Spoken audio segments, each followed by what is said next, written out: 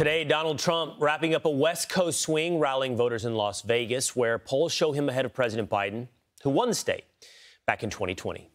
Our next guest has been on the trail with Trump these past few days. Trump surrogate and former presidential candidate, Governor Doug Burgum, and he joins us now. Governor, you're being discussed as a potential VP. You're on that very exclusive short list. What do you make of that? Well, Rachel, Pete, Will, great to be with you this morning. But I tell you, wow, I wish America could see President Trump on the stump like I've seen him in the last 72 hours. I mean, first of all, I spent my career in technology. I knew a lot of super hardworking tech CEOs, but nobody works harder than President Trump. I mean, the number of speeches he gave, the number of hands he's shaken, his hand literally, like people shaking his hand so hard he's got it bruised, but the guy just keeps on going. And roundtables, talking to people about the issues that matter to them, listening and curious and digging in. I mean, it's impossible to imagine Joe Biden doing one of these events, much less back to back to back to back for 72 hours, flying around between Arizona, Nevada, Northern California, Southern California. It's really incredible. And I think that when people see him, they see the depth of his care about the country, and he's right on all the issues that matter. And that's why you've got record fundraising happening. That's why you have record turnout. That's why you have people lining the streets because they know that he's the guy that's going to solve the issues that they care about: the border, inflation, wars abroad, all these things. And it's very exciting. And I just wish America could see President Trump when he's engaging directly with citizens. It's an amazing thing to watch. It's really a piece of history. Governor, we've seen the reports. You're on the list. We talked to another person in Senator Tim Scott, who's on the list. So we know that's out there. Can you confirm for us, have you submitted paperwork formally to President Trump's team for vetting? Well, I know this is a big interest to some folks that are following the process, but I would just defer any questions back to the Trump campaign team. The real point is that President Trump, I mean, look at every demographic that he needs to win. You talked about him leading in Nevada, but I mean, he's got a chance to win Minnesota and Virginia. This is right now, if the election was this week, it would be a historic win for President Trump. He had, a chance to win states like Minnesota that haven't won by a Republican for decades and decades. So that's anyway. So that's an artfully delivered not a no, which I understand. You can't say anything, but I get it. Okay. Well, but to be truthful, Governor, I think it's a rightful thing for all of us to be discussing, because we're talking about you potentially being the second most powerful person on the planet running for that. And I think we've all understood through the lens of Kamala Harris and Joe Biden the importance of this decision for President Trump. You're getting a ton of attention. We're talking about it here, obviously. This is today in the New York Times. 2 separate articles on you this morning in the New York Times. Here's the headline from one: Trump's energy guy talked a green game, but now sells big oil priorities. Another says, for Trump, Doug Burgum emerges as a safe option and a wild card. I actually want to focus on the first one.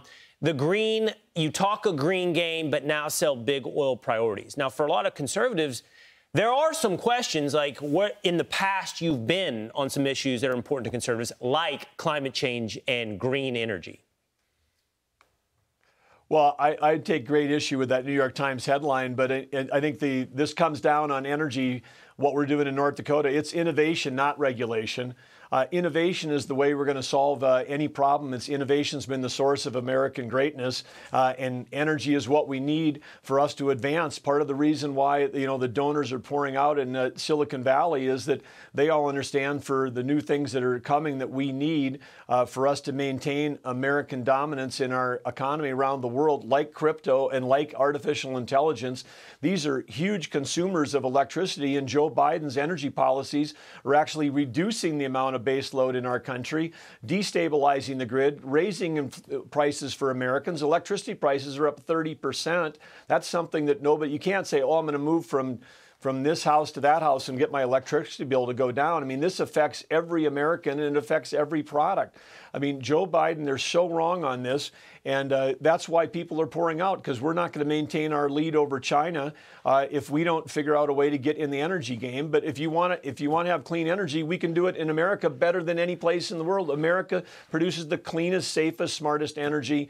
Anytime Joe Biden restricts the U.S. energy industry and we shove that demand overseas to places like Iran, Russia, Venezuela, any place like that, it's worse for the global environment, and then they're funding the wars against us, and it hurts Americans. So it's like a triple bad policy by the Joe Biden. Bad for the environment, bad for world peace, bad for Americans. And nothing's changed in my position on that. And that in North Dakota, we just call it innovation, not regulation. Well, Governor, one of the things I'm sure that Donald Trump likes about you is that you're a businessman. You guys think probably very much the same. I want a really quick answer from you on this. On X, on social media, your detractors will say that you're, and they'll specifically say, a World Economic Forum guy. I'm going to give you the opportunity to respond to that. Well, I don't know how they would say that. I've never been to the World Economic Forum, and I don't even know what they mean by that. But, you know, what I think about the economy, I think about having an America where we've got the ability to do things like sell energy to our friends and allies and stop buying it from our adversaries. I think about technology, where I spent 30 years, and I know that that's going to be part of national security. I think about the fact that if you're going to have national security, you also have to have food security. And I think that, you know, the Biden administration has been playing this so wrong. Trump played it so right. He knew how to negotiate with all these world leaders over and over and over again. There's examples of how he brought American interests to the forefront. And then we got, you know, China, you know, who's the world's largest importer of energy every day, 11 million barrels of oil a day. They have to import food every day to keep that country stable.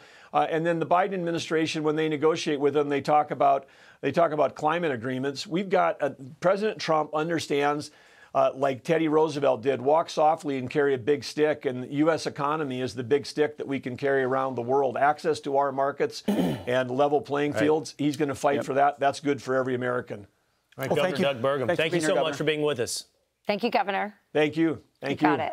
I'm Steve Doocy. I'm Brian Kilmeade. And I'm Ainsley Earhart. And click here to subscribe to the Fox News YouTube page to catch our hottest interviews and most compelling analysis.